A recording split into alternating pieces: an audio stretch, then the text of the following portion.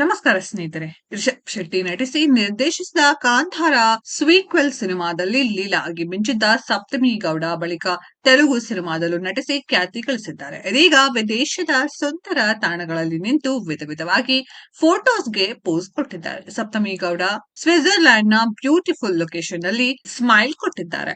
ಸಪ್ತಮಿ ಗೌಡ ಯಾವಾಗ್ಲೂ ಸಾಮಾಜಿಕ ಜಾಲತಾಣದಲ್ಲಿ ಸಖತ್ ಆಕ್ಟಿವ್ ಆಗಿರ್ತಾರೆ. ಇತ್ತೀಚೆಗೆ ತೂಕ ಇಳಿಸಿ ತೆಳ್ಳಗೆ ಬಳಕುವ ಬಳ್ಳಿಯ ಹಾಗೆ ಮತ್ತಷ್ಟು ಫಿಟ್ ಆಗಿ ಕಣ್ಮನ ಸೆಳೆಯುತ್ತಿದ್ದಾರೆ. ಪ್ರಕೃತಿಯ ಸೊಬಗನ್ನ ಸವಿಯುತ್ತಾ ಹೊಸ ಉಡುಗೆಯಲ್ಲಿ ವಿದೇಶದ ಬೀದಿಯಲ್ಲಿ ರೌಂಡ್ ಹೊಡೆಯುತ್ತಿದ್ದಾರೆ.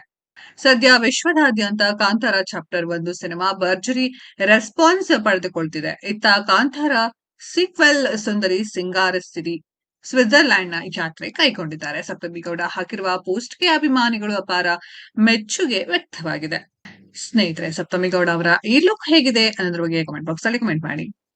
ಈ ವಿಡಿಯೋ ಇಷ್ಟ ಆಗಿದ್ರೆ ಲೈಕ್ ಮಾಡಿ, ಶೇರ್ ಮಾಡಿ, ಚಾನೆಲ್ ನ ಸಬ್ಸ್ಕ್ರೈಬ್ ಮಾಡಿ, ಪಕ್ಕದಲ್ಲಿ ಇರೋ ಬೆಲ್ ಐಕಾನ್ ನ ಹಿಟ್ ಮಾಡಿ. ಮುಂದಿನ ವಿಡಿಯೋದಲ್ಲಿ ಭೇಟಿಯಾಗೋಣ. ಧನ್ಯವಾದಗಳು.